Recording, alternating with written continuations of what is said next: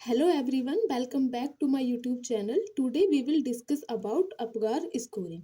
Okay, तो आज हम बात करने वाले हैं अपगार स्कोरिंग के बारे में. सबसे पहले अपगार स्कोरिंग को किसने इंट्रोड्यूस किया था? तो उनका नाम था डॉक्टर वर्जीनिया अपगार. कब दिया था उन्होंने ये? 1952 में. राइट. तो हमारे एक डॉक्टर वर्जीनिया अपगार थे जिन्होंने सबसे पहले अपगार स्कोरिंग को इंट्रोड्यूस किया था. तो उन्हीं के नाम पे इसका नाम पड़ा क्या? Apgar scoring. बेसिकली ये होता क्या है, जैसे ही बेबी डिलीवर होता है तो हम बेबी के अंदर कुछ चीज़ें चेक करते हैं. लाइक उसका स्किन का कलर कैसा है, उसकी पल्स कैसी है, उसका रेस्पिरेटरी सिस्टम कैसे वर्क कर रहा है. तो उन सारी चीज़ों को चेक करने के लिए हम क्या करते हैं? Apgar scoring. ये देखने के लिए कि जो बेबी डिलीवर हुआ है वो नॉर्मल है या एबनॉर्मल है. राइट. तो हम कुछ चीज़ें उसके अंदर चेक करते हैं जिसको हमने नाम दे दिया क्या? Apgar scoring. इसको सबसे पहले इंट्रोड्यूस किया था डॉक्टर वर्जीनिया अपगार ने. कब? 1952 पे. ठीक. तो अगर हम इसकी डेफिनेशन की बात करें तो it is a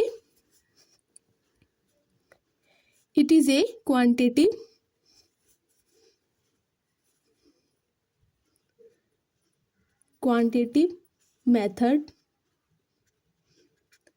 to assess the newborn respiratory, circulatory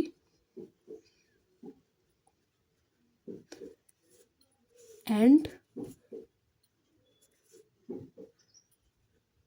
neurological status. जैसे कि मैंने अभी आपको बताया कि जैसे ही बेबी डिलीवर हो जाता है तो हम क्या करते हैं? बेबी की रेस्पिरेटरी स्टेटस को देखने के लिए, सर्कुलेटरी स्टेटस को देखने के लिए, लाइक सर्कुलेटरी स्टेटस कैसे देखेंगे? बेबी की पल्स चेक करके. राइट. अपगार में P फॉर पल्स. ठीक. तो सर्कुलेटरी सिस्टम कैसे पता चलेगा? पल्स चेक करके. और रेस्पिरेटरी सिस्टम कैसे पता चलेगा? रेस्पिरेशन चेक करके. और न्यूरोलॉजिकल स्टेटस कैसे पता चलेगा? लाइक ग्राइमेज या फिर उसकी एक्टिविटी देख के. अभी हम आगे डिस्कस करेंगे. ठीक. तो अपगार स्कोरिंग बेसिकली जैसे ही बेबी डिलीवर होता है तो न्यूबॉर्न बेबीज के अंदर हम अपगार स्कोरिंग करते हैं उनकी रेस्पिरेटरी स्टेटस देखने के लिए, सर्कुलेटरी स्टेटस देखने के लिए एंड न्यूरोलॉजिकल स्टेटस देखने के लिए. राइट. तो आगे चलते हैं. हमें अपगार स्कोरिंग कब कब करना है?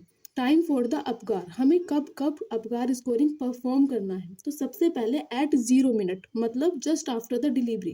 बेबी जस्ट अभी डिलीवर हुआ है तो सबसे पहले हम 0 मिनट पे परफॉर्म करेंगे. ठीक. तो इसके अगर हम नॉर्मल स्कोरिंग की बात करें, इसका होता है 10, मैक्सिमम 10 होता है. 7 to 10 is a normal scoring. अभी हम आगे डिस्कस करेंगे. तो जब हमने 0 मिनट पे अपगार स्कोरिंग परफॉर्म किया तो अगर वो 7 से ज़्यादा आता है, ठीक, जैसे हमने 0 मिनट पे जस्ट अभी बेबी डिलीवर हुआ है और हमने अपगार स्कोरिंग परफॉर्म किया तो कितना आया? 7 से अबव. फिर हमें 1 मिनट पे करने की ज़रूरत नहीं है. क्यों? क्योंकि 0 मिनट पे ही क्या आ गया है? नॉर्मल आ गया है. राइट. हम 1 मिनट पे कब करेंगे? जब अपगार स्कोरिंग जब हमने 0 मिनट पे किया था अगर वो 7 से कम आया था, जब 0 मिनट पे हमने अपगार स्कोरिंग किया था अगर वो 7 से कम आया था तब हम 1 मिनट पे करेंगे. राइट. ठीक. और अगर 1 मिनट पे जब हमने 1 मिनट पे किया अगर वो 7 से ज़्यादा आ गया है तो फिर 5 मिनट पे करने की आवश्यकता नहीं है. ठीक. आप समझ रहे हैं शायद मैं क्या कहना चाहती हूँ. लाइक जैसे ही बेबी डिलीवर हुआ पहले हमने 0 मिनट पे करना है, मतलब जस्ट आफ्टर द डिलीवरी. जैसे ही हमने चेक किया अपगार स्कोर तो उसका 7 से ज़्यादा आया तो हमें 1 मिनट पे करने की ज़रूरत नहीं है. हम 1 मिनट पे तब करेंगे जब 0 मिनट पे अपगार स्कोर 7 से कम आया था. ठीक. अब हम जब 1 मिनट पे अपगार स्कोरिंग चेक करेंगे तो अगर वो 7 से ज़्यादा आता है तो फिर हम 5 मिनट पे नहीं करेंगे. राइट. हम 5 मिनट पे तब करेंगे जब 1 मिनट पे अपगार स्कोर 7 से कम था. ठीक है. तो अब हम 5 मिनट पे अपगार स्कोरिंग चेक करेंगे. ठीक. 5 मिनट पे अगर 7 से अबव आया है तो ठीक है, नॉर्मल है. बट अगर 7 से कम आया है तो फिर हम हर 5 मिनट में अपगार स्कोर चेक करेंगे. कब तक? जब तक 30 मिनट तक. ठीक है.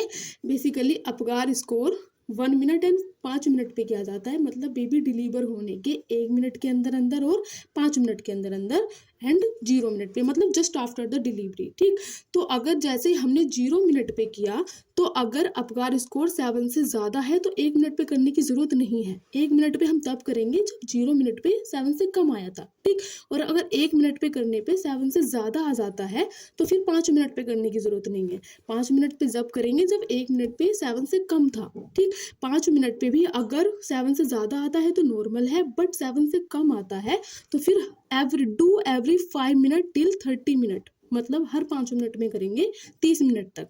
ठीक है, समझ आया इतना? ओके, आगे बात करते हैं अपगार स्कोरिंग सिस्टम। अब हम इसमें अपगार मतलब इसके नाम से पता चल रहा है, ए फॉर अपीयरेंस।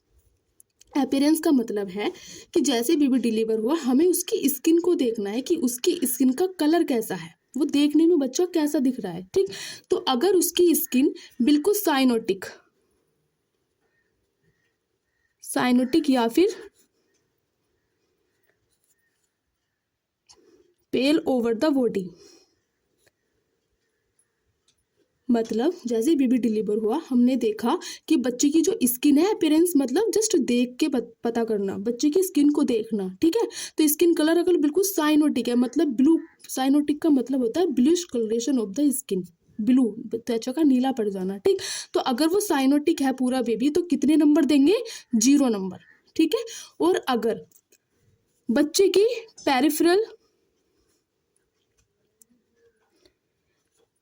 पेरिफेरल साइनोसिस है, ठीक, मतलब पेरिफेरल साइनोसिस है, इसका मतलब ये है कि बच्चे के जो हाथ और पैर हैं सिर्फ वो नीले हैं, बाकी उसका जो चेस्ट एरिया है, एब्डोमेन एरिया है, फेस है, वो पिंक कलर का है या फिर रेड कलर का है। तो फिर हम कितने नंबर देंगे? 1 नंबर देंगे।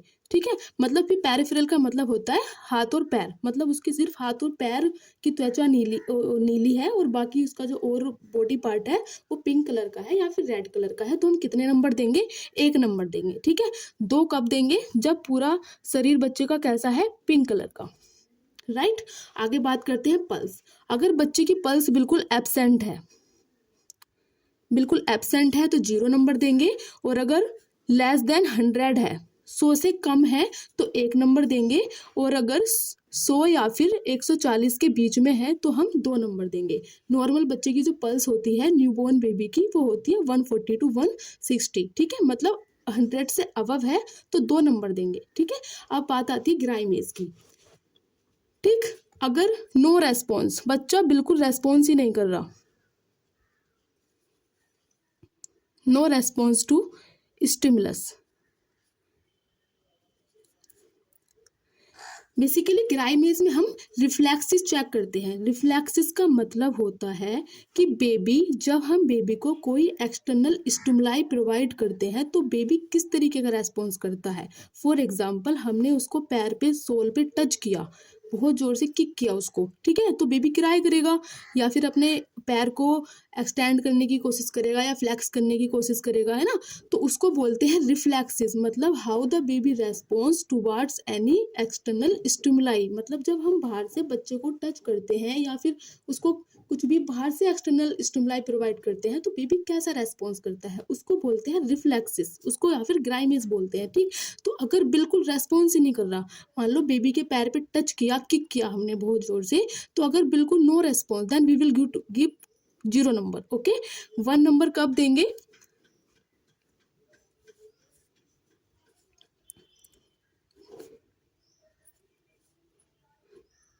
क्राई ऑन स्टिमुलस, मतलब जब हमने वीक क्राई, जब हमने बाहर से किक किया बेबी को, बाहर से स्टिमुलस प्रोवाइड किया, तो उसने वीक क्राई किया, मतलब रोया तो सही बच्चा, लेकिन इतनी तेज नहीं रोया जितना उसको रोना चाहिए था। ठीक, तो उसको हम कितने नंबर देंगे? 1 नंबर। और अगर बहुत ज्यादा strong cry when stimulus provide करने पे वो बहुत तेज रोया है, अगर बहुत ज्यादा तेज क्राई किया है उसने, तो हम कितने नंबर देंगे? 2 नंबर। अब बात आती है एक्टिविटी की। एक्टिविटी मतलब उसकी टोन कैसी है, उसके जो बॉडी पार्ट्स हैं, उसके जो हाथ और पैर हैं, ठीक है, आर्म्स है, तो वो किस एक्सटेंशन है या फिर फ्लैक्स है, बिल्कुल फ्लैक्स पड़े हुए हैं या फिर एक्सटेंड पड़े हुए हैं। तो हम ये चीज करते हैं किसमें, एक्टिविटी या फिर उसकी टोन। ठीक, तो अगर नो रेस्पॉन्स या फिर फ्लोपी, बेबी बिल्कुल फ्लपी पड़ा हुआ है, मतलब ढीले, उसके जो हाथ पैर हैं लाइक बिल्कुल ढीले पड़े हुए हैं, ना ही तो वो हाथों को चला रहा है, कुछ भी नहीं कर रहा, तो उसको हम 0 नंबर देंगे। ठीक, लेकिन अगर बेबी सम फ्लैक्शन, मतलब उसके हाथ और पैर थोड़े थोड़े से वो अपने हाथ और पैरों को चला रहा है, ठीक, तो उसको हम कितने नंबर देंगे, 1 नंबर देंगे। बट अगर वो बहुत अच्छी तरीके से वेल फ्लैक्शन है, ठीक, तो हम कितने नंबर देंगे उसको, 2 नंबर देंगे। आई होप कि आप फ्लैक्शन और एक्सटेंशन में अंतर जानते होंगे। ठीक, ये नेक्स्ट रेस्पिरेशन, अगला हमारा पॉइंट है respiration effort. Very important point, हमें ये ध्यान रखना है, रेस्पिरेशन रेट नहीं है, ये एफर्ट है। रेस्पिरेशन रेट की बात नहीं की गई है आपका स्कोरिंग में। रेस्पिरेशन एफर्ट है कि बेबी कितने एफर्ट लगा रहा है। ठीक, तो अगर बिल्कुल एपनिया है, एपनिया मतलब एब्सेंस ऑफ रेस्पिरेशन, ठीक, बेबी बिल्कुल रो ही नहीं रहा है, मतलब उसके पता कैसे करेंगे कि रेस्पिरेशन सही है बच्चे का, कि बेबी अगर अच्छे से क्राई कर रहा है तो इसका मतलब है कि उसका रेस्पिरेशन स्टार्ट है, मतलब अच्छा है। ठीक, तो मतलब एपनिया मतलब no response, no cry, no breathing, तो हम कितने नंबर देंगे, 0 नंबर देंगे। ठीक, लेकिन अगर स्लो और इरेगुलर ब्रीथ है उसकी, स्लो एंड इरेगुलर ब्रीथ, मतलब सांस तो ले रहा है लेकिन बहुत ही ज्यादा स्लो है या फिर इरेगुलर है, तो उसको कितने नंबर देंगे, 1 नंबर देंगे। और अगर बहुत ज्यादा स्ट्रोंग किराए है, बहुत ज्यादा स्ट्रोंग किराए है, मतलब बहुत तेज तेज रो रहा है, तो कितने नंबर देंगे, 2 नंबर देंगे। ठीक, तो ये हमारा अबगार स्कोरिंग है। टोटल 5 कंपोनेंट होते हैं अबगार स्कोरिंग के, A for appearance, P for pulse, G for grimace या फिर reflection, A for activity and R for respiration effort. Like I hope कि आपको यहाँ तक समझ आया होगा। आगे हम बात करते हैं इसके नॉर्मल स्कोर की। तो नॉर्मल स्कोर होता है इसका 7 to 10, ये इसका नॉर्मल स्कोर है। मॉडरेट डिप्रेशन हम कब कहेंगे, जब स्कोर कितना आए, 4 to 6। ठीक, 4 to 6 के बीच में अगर स्कोर आ रहा है इसका, तो हम उसको मॉडरेट डिप्रेशन कहेंगे। और अगर बिलो 3 या फिर 0 to 3 के बीच में आ रहा है, तो उसको हम सीवियर डिप्रेशन कहेंगे। राइट, तो आई होप आपको यहाँ तक समझ आया होगा। अगर वीडियो अच्छी लगी तो प्लीज़ कमेंट करें, सब्सक्राइब करें। Thanks for the watching.